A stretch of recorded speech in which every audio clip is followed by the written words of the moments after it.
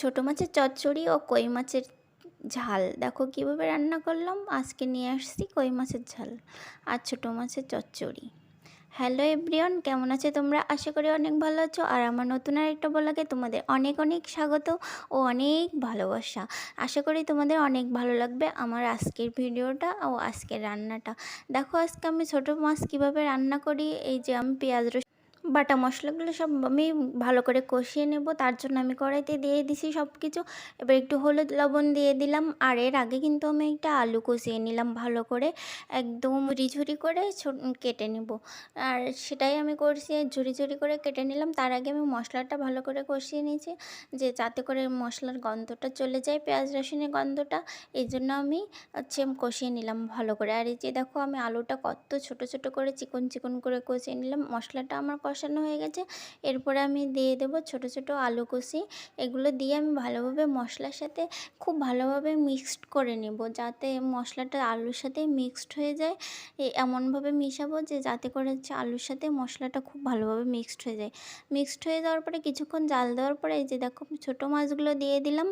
ছোটো মাছগুলো এর সাথে ভালোভাবে মিক্সার করে নেব আলুর সাথে এবং মশলার সাথে, যাতে ভালোভাবে মিক্সড হয়ে যায়। তারপরে আমি দিয়ে দেব হালকা জল দিয়ে তারপরে আমি আরেকটু নেড়েচেড়ে দিয়ে ঢাকা দিয়ে দেবো। কিছুক্ষণ ঢাকনা দেওয়ার পরে তারপরে আবার খুলে দেখব যে কেমন হয়েছে। বারে একটু নেড়েচেড়ে দেখতে হবে, না হলে তলায় লেগে যাওয়ার সম্ভাবনা থাকবে। তোমরা এভাবে একবার এই ছোটো মাছের ঝাল করে খেয়ে দেখো কেমন লাগে। আর এই যে আমার জলটাও শুকিয়ে গেছে, আর আমি এবার নামিয়ে নেব। আমি কিন্তু সরিষার তেলটাই ব্যবহার করছি। নামিয়ে নিলাম। এই যে দেখো কত সুন্দর হয়েছে দেখতে, আর খেতেও কিন্তু অনেক স্বাদ হয়েছে। তারপরে এই যে রান্না করব কই মাছ। আমার যেহেতু ফ্রিজে মাছ নেই, দুইটাই মাছ আছে, তার জন্য আমি ভাবলাম যে কই মাছের একটু ঝাল করা যাক। তো ছোটো মাছ দিয়ে কী করে ভাত খাবো, তার জন্য আর দুইটা কই মাছ নিয়ে কই মাছের একটু ঝাল তৈরি করব। তাই যে আমি কই মাছের গায়ে একটু হলুদ লবণ আর একটু সরিষার তেল মিক্সড করে রেখে দেবো। তারপরে এই যে পেঁয়াজ রসুন ঝাল কাঁচা লঙ্কা বেটে নেব।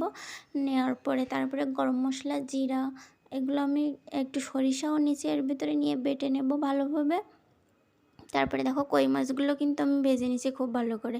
আর মশলাগুলো এবার কষিয়ে তার ভিতরে দিয়ে দেব কই মাছ, দিয়ে ঢেকে দেব একটু। ঢাকনা খুলে তারপরে একটু দেখব যে কেমন, একটু নেড়ে চড়ে তারপরে আবার কিন্তু এই যে দেখো কই মাছগুলোর জল কিন্তু ফুটে উঠছে। আর কিছুক্ষণ ঢাকার পরে এই যে আমার কই মাছের ঝালটাও রেডি হয়ে গেল। আর এরপরে আমরা খাবো। অনেক টেস্টি হয়েছে দুইটা মাছ রান্না। তো তোমাদের যদি ভালো লেগে থাকে আমার ভিডিওটা, তবে অবশ্যই আমাদের পাশে থাকবে। আর অনেক অনেক ভালোবাসা তোমাদের জন্য, আর অনেক অনেক শুভকামনা। তো ভালো থেকো সব সময়, আর আমরাও খেতে থাকি। Ta-ta, by.